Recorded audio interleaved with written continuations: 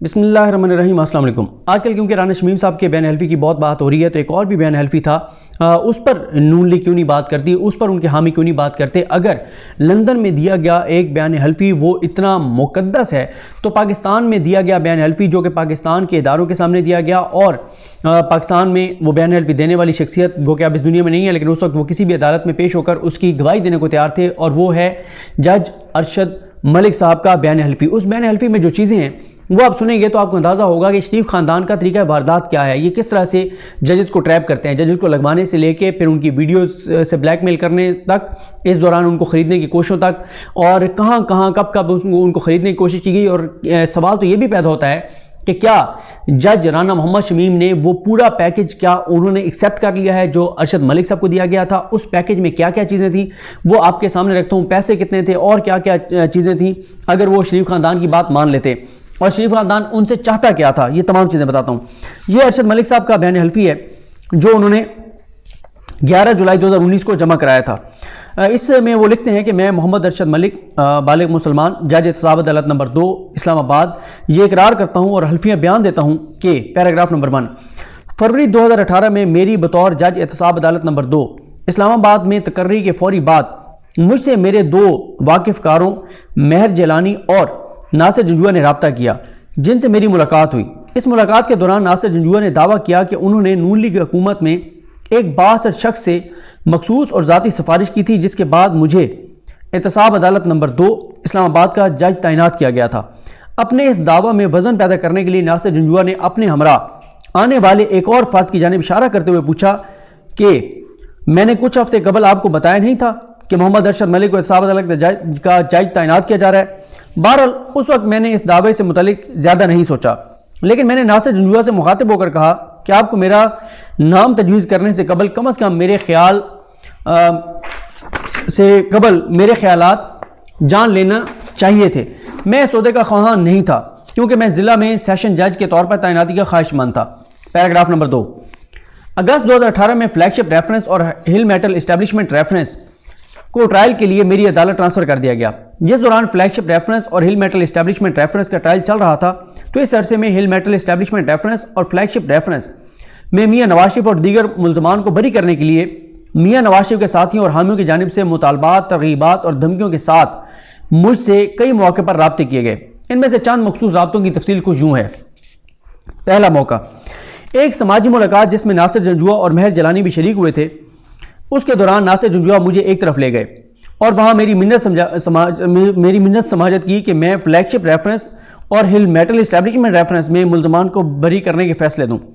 ناصر جنجوعہ نے مجھے بتایا کہ وہ شخص نواز شریف تھے جن کے سامنے انہوں نے مجھے اسلام آباد احتساب عدالت کا جج لگانے کے لیے میرا نام تجویز کیا تھا۔ یعنی نواز شریف کو جب یہ تھا کہ ان کے کیسز احتساب عدالت میں آئیں گے تو ان سے ان لوگوں نے کہا تھا کہ جی ارشد ملک صاحب کو لگائیں، اور یہ کہ ان حالات میں جب تک نواز شریف کے حق میں فیصلہ نہیں دے دیا جاتا تو یہ میرے لیے ذاتی طور پر بہت نقصان دہ ہوگا۔ اس وقت میں نے ناصر جنجوعہ کو یہ جواب دیا کہ اللہ بہتر کرے گا، انصاف اللہ کا منصب ہے اور اللہ نا انصافی نہیں کرتا۔ دوسرا موقع، جب فلیگ شپ ریفرنس اور ہل میٹل اسٹیبلشمنٹ ریفرنس کے ٹرائل دلائل کے مرحلے میں تھے تو اس وقت ایک بار پھر ناصر جنجوعہ اور مہر جیلانی نے مجھ سے رابطہ کیا۔ اس بار ناصر جنجوعہ نے نواز شریف کا حوالہ دے کر مالی پیشکش کے ساتھ آئے، پہلے منت ترلا پھر مالی پیشکش۔ مجھے بتایا گیا کہ میں فلیگ شپ ریفرنس اور ہل میٹل اسٹیبلشمنٹ ریفرنس میں ملزمان کو بری کروں تو اس صورت میں جو مانگوں گا وہ نواز شریف دینے کو تیار ہیں۔ ناصر جنجوعہ نے کہا کہ مجھے اپنی پسند کے کسی بھی ملک میں اپنے نمائندے کے ذریعے ادائیگی کی جا سکتی ہے، یعنی پہلے منت ترلا، اس کے بعد پھر پیسوں کی لالچ، اس کے بعد انہوں نے کہا جس ملک میں کہیں گے پیسے ڈیلیور کر دیں گے۔ جب میں نے یہ کہہ کر جواب دیا کہ میں نے اپنی زندگی کے 56 برس 6 مرلے کے گھر میں اطمینان بخش انداز میں گزار دی ہیں اور مجھے کچھ نہیں چاہیے، میں ان دونوں ریفرنسز کا فیصلہ اپنے حلف کے مطابق کروں گا۔ ناصر جنجوعہ نے دعویٰ کیا کہ ان کے پاس فوری طور پر یورو کرنسی میں کیش موجود ہے جو کہ 10 کروڑ روپے پاکستانی کے برابر بنتی ہے۔ اس کیش میں سے 2 کروڑ پاکستانی روپے کے برابر یورو کرنسی اس وقت ان کی باہر پارک شدہ کار میں پڑے ہیں۔ ناصر جنجوعہ نے مجھے مزید ترغیب اور لالچ دینے کی کوشش کرتے ہوئے کہا کہ آپ ایک تنخواہ دار شخص ہیں جس کا خاندان ہے اور ذمہ داریاں ہیں، مگر ذرائع معمولی ہیں، اس لیے مستقبل کے لیے خود کو محفوظ بنانے کا یہ ایک سنہری موقع ہے۔ تاہم میں نے میرٹ کا ساتھ دیتے ہوئے اس پیشکش شدہ رشوت کو لینے سے انکار کیا۔ تیسرا موقع، اس رشوت کی پیشکش سے انکار کے فوری بعد مجھے ناصر بٹ کی جانب سے جسمانی نقصان پہنچانے کی دھمکی دی گئی۔ اس کا ذکر میں نے 7 جولائی 2019 کی پریس ریلیز میں بھی کیا تھا۔ یہ دھمکی ناصر بٹ نے دھمکیاں آمیز لہجے میں یہ کہتے ہوئے دی تھی کہ ان پر میاں نواز شریف کے بہت سے احسانات ہیں، کیونکہ میاں صاحب نے اپنے بے پناہ سیاسی دباؤ کا استعمال کر کے ان کی جانب سے کیے گئے 4 سے 5 قتل کیسز میں انہیں سزا سے بچایا تھا۔ اس لیے میاں صاحب جن ٹرائلز کا سامنا کر رہے ہیں ان میں ان کی مدد کرنے کے لیے وہ کسی بھی حد تک جا سکتے ہیں۔ وہ کہتے ہیں میں نے پہلے 4-5 قتل کیے ہوئے ہیں، میاں صاحب نے مجھے بچایا ہے، اب تو میں کسی بھی حد تک جا سکتا ہوں دوبارہ ان کے لیے۔ پیراگراف نمبر 3، وہ کہتے ہیں کہ میں حلفی اقرار کرتا ہوں کہ میرے ذہن میں بالکل واضح تھا کہ میں نے ان مذکورہ مطالبات، ترغیبات اور دھمکیوں کے باوجود ان ریفرنسز کا فیصلہ میرٹ پر اور ہر ریفرنس میں موجود شواہد کے حساب سے کرنا ہے۔ میں نے فلیگ شپ اور ہل میٹل میں ریفرنسز میں فیصلے دسمبر 2018 کے آخری ہفتے میں دیے اور نواز شریف کو ہل میٹل ریفرنس یعنی العزیزیہ ریفرنس میں سزا سنائی، جبکہ فلیگ شپ ریفرنس میں انہیں بری کر دیا۔ اس کے بعد کچھ عرصے کے لیے خاموشی ہو گئی، تاہم رشوت اور دھمکیوں کی ناکام شدہ کوششوں کی جگہ بلیک میلنگ نے لے لی۔ وہ کہتے ہیں پیراگراف نمبر 4 میں کہ فروری 2019 کے وسط میں میری خرم یوسف اور ناصر بٹ سے ملاقات ہوئی۔ گفتگو کے دوران ناصر بٹ نے مجھ سے پوچھا کہ کیا ناصر جنجوعہ نے مجھے یعنی ارشد ملک کو ملتان والی ویڈیو دکھائی ہے؟ مجھے اس جملے کی فوری سمجھ نہ آئی اور پوچھا کہ مجھے نہیں معلوم کہ وہ کیا کہہ رہے ہیں۔ اس کے بعد ناصر بٹ نے دھمکیاں میز انداز میں کہا کہ چند دن میں آپ کو وہ ویڈیو دکھا دی جائے گی۔ اس کے بعد میاں طارق اور ان کا بیٹا مجھ سے ملنے آئے۔ وہ کہتے ہیں کہ میاں طارق سے میری پرانی واقفیت ہے۔ یہ واقفیت اس وقت سے ہے جب میں سال 2000 سے 2003 کے درمیان ملتان میں بطور ایڈیشنل ڈسٹرکٹ اینڈ سیشنز جج رہا تھا۔ میاں طارق نے مجھے خفیہ طور پر ریکارڈ کی گئی ساز باز شدہ غیر اخلاقی ویڈیو دکھائی جو کمپرومائزنگ پوزیشن میں تھی، اور کہا کہ یہ آپ ہیں جو یہ سب اس وقت کر رہے تھے جب آپ ملتان میں فرائض سر انجام دے رہے تھے۔ یہ میرے لیے حیران کن تھا۔ مجھے ویڈیو دکھانے کے بعد ناصر بٹ اور ناصر جنجوعہ نے مجھ پر دباؤ ڈالنا شروع کر دیا اور بلیک میل کرنا شروع کر دیا اور کہا کہ میں نواز شریف کی مدد کرنے کے لیے کچھ کروں۔ ناصر جنجوعہ نے مجھے تجویز دی کہ چونکہ ہل میٹل اسٹیبلشمنٹ ریفرنس میں سزا پہلے ہی دی جا چکی ہے، اس لیے مجھے میاں نواز شریف کی تسلی کے لیے ان کے لیے ایک آڈیو پیغام ریکارڈ کرنا چاہیے جس میں مجھے یہ کہنا ہوگا کہ اگرچہ میاں نواز شریف کے خلاف جرم ثابت کرنے کی کوئی شواہد موجود نہیں تھے، لیکن میں نے میاں نواز شریف کو ہل میٹل اسٹیبلشمنٹ ریفرنس میں بعض حلقوں کی بے پناہ دباؤ پر سزا دی، یعنی ایجنسی کے دباؤ پر سزا دی۔ ناصر جنجوعہ نے مجھے یقین دہانی کرا کر مزید ورگلایا کہ یہ آڈیو پیغام صرف اور صرف میاں نواز شریف کی تسلی کے لیے استعمال ہوگا، اور یہ کہ وہ ذاتی طور پر اس بات کو یقینی بنائیں گے کہ میاں نواز شریف کی جانب سے سنے جانے کے بعد اس آڈیو ریکارڈنگ کو ڈیلیٹ کر دیا جائے۔ میں نے انکار کیا، لیکن ناصر جنجوعہ نے جملے دہرانے پر اصرار کیا۔ اس کے کچھ عرصے بعد ناصر بٹ میرے پاس دوبارہ آئے اور کہا کہ آپ کے تعاون نہ کرنے کے باوجود ناصر جنجوعہ نے آپ کی آواز کو ریکارڈ کر لیا ہے۔ ناصر بٹ نے مزید کہا کہ میاں صاحب نے آپ کے آڈیو پیغام کو سن لیا ہے، لیکن چونکہ وہ مطمئن نہیں ہوئے تو اس لیے انہوں نے مطالبہ کیا ہے کہ میں ناصر بٹ آپ کو جاتی عمرہ لے آؤں جہاں میں میاں نواز شریف کے سامنے اپنے بیان کو دہراؤں گا۔ ناصر بٹ نے ایک بار پھر ملتان کی ویڈیو کو بطور دھمکی استعمال کیا۔ میں ناصر بٹ کے ساتھ غالباً 6 جون 2019 کو جاتی عمرہ گیا جہاں میاں نواز شریف نے ذاتی طور پر ہمارا استقبال کیا۔ اس ملاقات میں ناصر بٹ نے میاں نواز شریف کے سامنے یہ دعویٰ کر کے گفتگو کا آغاز کیا کہ میں نے ناصر بٹ کے سامنے تسلیم کر لیا ہے کہ نواز شریف کو سزا عدلیہ اور فوج کے دباؤ پر دی گئی تھی۔ تاہم جب میں بولا تو میں نے شائستگی سے میاں نواز شریف کے سامنے وضاحت کی کوشش کی کہ ہل میٹل اسٹیبلشمنٹ ریفرنس میں سزا میرٹ پر تھی، یعنی العزیزیہ کیس میں سزا میرٹ پر تھی، اور یہ کہ پراسیکیوشن ان کے خلاف کافی شواہد لایا تھا، جبکہ فلیگ شپ ریفرنس میں مطلوبہ شواہد کی کمی کی وجہ سے انہیں بری کیا گیا تھا۔ میاں نواز شریف واضح طور پر میرے جواب پر ناخوش ہو گئے اور ہمیں چھوڑ کر چلے گئے۔ ملاقات ختم ہو گئی۔ جاتی عمرہ سے واپسی کے سفر پر ناصر بٹ واضح طور پر مایوس اور مضطرب تھے۔ انہوں نے غصے میں مجھ پر وعدہ نہ نبھانے کا الزام عائد کیا۔ انہوں نے کہا کہ جاتی عمرہ ملاقات میں جو کچھ ہوا اس کے ازالے کے لیے وہ ہل میٹل اسٹیبلشمنٹ ریفرنس کے فیصلے کے خلاف اپیل کے گراؤنڈز کے لیے میری مدد چاہتے ہیں، یعنی انہوں نے کہا فیصلہ تو آپ نے کر دیا ہے، اب جو ہم نے اپیل دائر کرنی اسلام آباد کورٹ میں اس میں ہمیں آپ کی مدد چاہیے۔ ناصر بٹ نے کہا کہ انہوں نے پہلے ہی وکلا کی خدمات لے لی تھیں جنہوں نے اپیل کا مسودہ تیار کر لیا ہے، اب وہ صرف یہ چاہتے ہیں کہ میں اس پر نظر ثانی کروں اور اپنا ان پٹ دوں۔ وہ یہ چاہتے تھے کہ ارشد ملک صاحب جو ہیں وہ بتائیں ان کو کہ کیا کیا فلاز ہیں ان کے فیصلے میں، تاکہ ان پوائنٹس کو وہ اپیل میں ایڈ کریں اور اپیل میں ایڈ کرنے کی وجہ سے ان کو وہاں سے فائدہ ہو جائے۔ وہ کہتے ہیں کہ یہ چیز میاں نواز شریف کے سامنے وہ کہتے تھے کہ جب اگر آپ یہ چیز کر دیں گے تو یہ چیز میاں نواز شریف کے سامنے بری ذمہ ہونے کے لیے مددگار ہوگی، یعنی وہ بری ذمہ ہو جائیں گے، میاں صاحب کو کچھ تو دکھا سکیں گے۔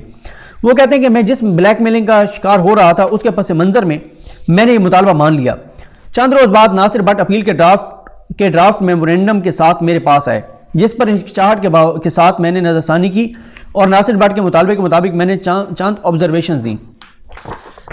ہل میٹل اسٹیبلشمنٹ کے فیصلے کے حوالے سے مریم نواز شریف اور نون لیگ کی سینئر قیادت کی 6 جولائی 2019 کی پریس کانفرنس دیکھنے پر مجھے محسوس ہوا کہ جس ملاقات میں نے اپیل کے ڈرافٹ میمورینڈم پر تبصرہ کیا تھا اسے خفیہ طور پر ریکارڈ کیا گیا تھا، کیونکہ اس ملاقات کے ایڈٹ شدہ اور ساز باز شدہ حصوں کو مذکورہ پریس کانفرنس میں چلایا گیا اور آڈیو ویڈیو ٹیپ کو حصہ بنایا گیا۔ پیراگراف نمبر 5 بہت امپورٹنٹ ہے۔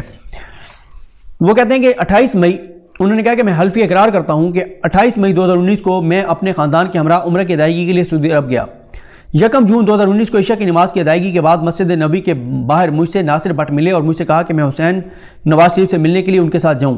جب میں نے اس ملاقات سے انکار کیا تو ایک بار پھر مجھے مختلف طرح کی جو نتائج کے سامنے کی دھمکی دی گئی کہ پاکستان میں مجھے شرمندہ کرنا اس کی فون کال کے ایک کلک کا کام ہے۔ واضح طور پر حسین نواز کا لہجہ اور طرز عمل جارحانہ اور دھمکی آمیز تھا۔ وہ اس کا جس نے دھمکی دی اس کا لہجہ، اور پھر وہ حسین نواز کے پاس گئے تو حسین نواز کا بھی رویہ جارحانہ تھا، دھمکی آمیز تھا۔ حسین نواز نے مجھے 50 کروڑ روپے کیش رشوت کے ساتھ یہ ایک پیشکش کی کہ مجھے اور میرے پورے خاندان کو برطانیہ، کینیڈا یا میرے پسند کے کسی اور ملک میں سیٹل کیا جائے گا جہاں میرے بچوں کے لیے نوکریاں اور منافع بخش کاروبار ہوگا۔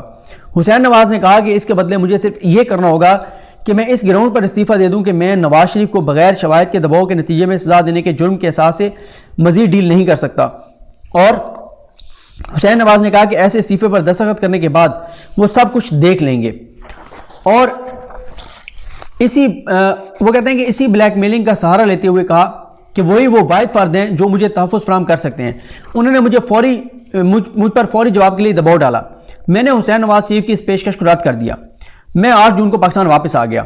اچھا، یہاں پر یہ دیکھ لیں کہ وہ یہ کہتے تھے کہ آپ استعفیٰ دے دیں اس بنیاد پر کہ میاں صاحب کے خلاف شواہد نہیں تھے، اور میں نے جو ہے وہ دباؤ میں آ کے، فوج کے دباؤ میں آ کے اور یہ فیصلہ دیا ہے۔ جب وہ یہ بات نہیں مانے تو اب وہی کام جو ہے وہ رانا شمیم سے کروایا گیا ہے۔ یہ منصوبہ پہلے سے طے شدہ تھا، یہ شریف خاندان نے کرنا ہی کرنا تھا، اور اس کے لیے جو ہے ان کو یہ ملے، رانا شمیم ملے، اور یہ ان کا منصوبہ 2018 کا منصوبہ تھا جو اب آ کے اور 2021 میں پائے تکمیل کو پہنچا ہے۔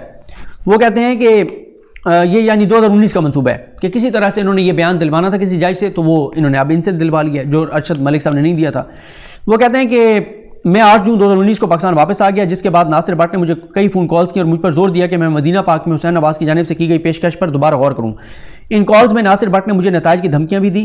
ناصر بٹ نے مجھے یہی پیغام خرم یوسف کے ذریعے بھی دلوایا، لیکن میں نے دونوں کو نفی میں جواب دیا۔ پھر میں نے ناصر بٹ کی کالز لینا بند کر دی۔ واضح طور پر جب یہ محسوس کر لیا گیا کہ میں ان کی ناجائز ڈیمانڈ کو ماننے والا نہیں، تو بدلے میں 6 جولائی 2019 کو پریس کانفرنس کی گئی جس میں مجھ پر جھوٹے اور بدنیتی پر مبنی الزامات عائد کیے گئے اور مجھ سے غلط بیانات منسوب کیے گئے، جن کا میں نے 7 جولائی 2019 کی پریس ریلیز میں بھی حوالہ دیا ہے۔ یہ پریس ریلیز میں ویکینڈ پر جاری کرنے پر اس لیے مجبور ہوا کیونکہ 6 جولائی 2019 کی جھوٹی اور مذموم پریس کانفرنس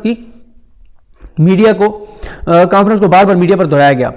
پیراگراف نمبر 6 وہ کہتے ہیں کہ میں یہ حلفی اقرار کرتا ہوں کہ اور ایک بار پھر دہراتا ہوں کہ العزیزیہ اور فلیگ شپ ریفرنس میں فیصلے پوری طرح میرٹ پر دیے گئے تھے۔ یہ فیصلے بغیر کسی دباؤ، خوف یا نوازش کے دیے گئے۔ ان فیصلوں کی بنیاد دستیاب شواہد پر تھی۔ ان فیصلوں میں عدلیہ کا نام اور اللہ تعالیٰ کی جانب سے مقرر شدہ انصاف کے پیمانے کو برقرار رکھا گیا۔ اچھا میں ایک منٹ اچھا چلیں، وہ میرے پریس ریلیز جو ہے نا میرے دوسرے موبائل میں تھی، تو ایک منٹ میں روک کے اور وہ پریس ریلیز بھی آپ کو بتاتا ہوں۔ یہ جو بیان حلفی انہوں نے جاری کیا تھا اس سے پہلے، اس کی تاریخ میں آپ کو بتا چکا ہوں، اس سے پہلے انہوں نے پریس ریلیز بھی جاری کی تھی۔ یہ 7 جولائی کو پریس ریلیز جاری کی تھی، 7 جولائی 2019 کو۔ وہ کہتے ہیں کہ میں ارشد ملک اسلام آباد میں بطور اکاؤنٹیبلٹی کورٹ جج فرائض سر انجام دے رہا ہوں۔ میں نے گزشتہ روز مریم صفدر صاحبہ کی پریس کانفرنس اور مجھ سے منسوب کی جانے والی ویڈیوز دیکھی ہیں، کیونکہ اس پریس کانفرنس کے ذریعے مجھ پر سنگین الزامات لگا کر میرے ادارے، میری ذات اور میرے خاندان کی ساکھ کو متاثر کرنے کی سازش کی گئی ہے، لہٰذا میں اس ضمن میں حقائق منظر عام پر لانا چاہتا ہوں۔ میں راولپنڈی کا رہائشی ہوں جہاں میں جج بننے سے پہلے وکالت کرتا رہا ہوں۔ مذکورہ ویڈیوز میں دکھائے گئے کردار ناصر بٹ کا تعلق بھی اسی شہر سے ہے اور میری اس سے پرانی شناسائی ہے۔ ناصر بٹ اور اس کا بھائی عبداللہ بٹ عرصہ دراز سے مختلف اوقات میں مجھ سے بے شمار دفعہ مل چکے ہیں۔ مریم صاحبہ کی پریس کانفرنس میں دکھائی جانے والی ویڈیوز نہ صرف حقائق کے برعکس ہیں بلکہ ان میں مختلف مواقع اور موضوعات پر کی جانے والی گفتگو کو توڑ مروڑ کر سیاق و سباق سے ہٹ کر پیش کرنے کی مضموم کوشش کی گئی ہے۔